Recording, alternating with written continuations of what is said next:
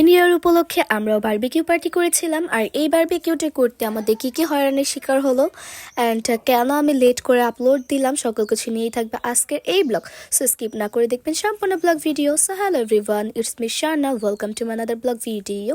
আশা করছি সবাই অনেক ভালো আছেন, আমি আপনাদের তো অনেক ভালো আছি আলহামদুলিল্লাহ। তো সেই দিন আমাদের হুট করে প্ল্যান হয়েছিল, মানে বিকালবেলা প্ল্যান হয়েছিল, যার জন্য তেমনভাবে কোনো প্রিপারেশন নিতে পারিনি। দেন আমরা বিকালে বাজার করতে বের হয়ে যাই। এখান থেকে আসার পর আমি মুরগি কাটতে বসে পড়ি। আর এই দিক দিয়ে তো মুরগি কাটা শেষে আমরা মশলা রেডি করছিলাম। গুঁড়ো মরিচের গুঁড়ো, লবণ, আরও অনেকগুলো মশলা ছিল। দেন আপু এখানে টক দই দিয়ে দিয়েছিল, মানে আমার তেমন মনে নাই কি দিয়েছিলাম। দেন এখানে হচ্ছে সস, সয়া সস, আরও কিছু সস, তারপর হচ্ছে বারবিকিউর যে মশলাটা থাকে সকল কিছু একটু একটু করে পরিমাণ মতো দিয়ে দিচ্ছিল আপু। বারবিকিউটা এটা খাওয়ার জন্য না, আসলে এটা করাটাই হচ্ছে একটি এনজয়ের বিষয়।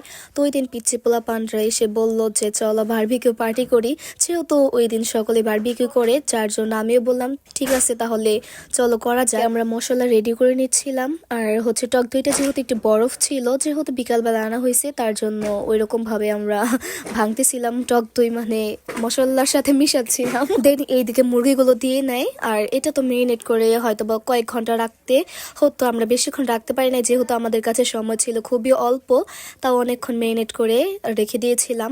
এদিক দিয়ে আপু মেরিনেট করছিল, আর আমি আপুর সাথে সাথে একটু বললাম যে দাও আমি একটু মেরিনেট করব। আমরা ছাদে চলে যাই, মানে প্রিপারেশন নিতে হবে তো কয়লা জ্বালানোর। এইদিকে কয়লা জ্বালানোর পর আপু এদিক দিয়ে তেল ব্রাশ করে দিচ্ছিল, মানে কয়লা জ্বালাতে আমাদের অনেকটাই টাইম লেগে যায়। তেল ব্রাশ করার শেষে এইদিকে চিকেনের পিসগুলো দিয়ে দিচ্ছিল। যেহেতু মানুষ ছিল অল্প কিছু জন, যার জন্য আমরা চিকেনটা একটু ছোটই নিয়েছিলাম। আর এই দিক দিয়ে আমি বলছিলাম যে দাও আমি একটু নেড়ে দিচ্ছি, মানে আমি এদিক দিয়ে বলছিলাম তা আমি একটু উস্তাদি করবো। দেন এখানে আমরা কিছু ভিডিও ক্লিপ নেই। অল্প কিছুক্ষণের মধ্যেই কিন্তু আমাদের বারবিকিউটা একদম রেডি হয়ে যায়। এই দিক দিয়ে তো আমি ছাদে হালকা হালকা ভিডিও নিতে বলছিলাম।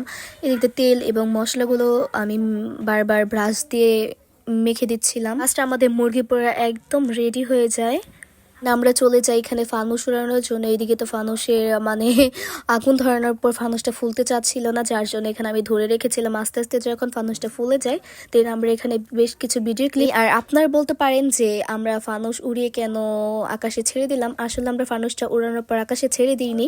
এখানে বেশ কিছু ভিডিও ক্লিপ নেওয়ার পর পিক তোলার পর আমরা ফানুসটাকে নিভিয়ে ফেলেছিলাম, কেননা এটা আকাশে ছাড়লে হয়তো বা অনেক পাখির ক্ষতি হতে পারে। दुनिया की सुनता है क्यों, खुद की भी सुन ले कभी।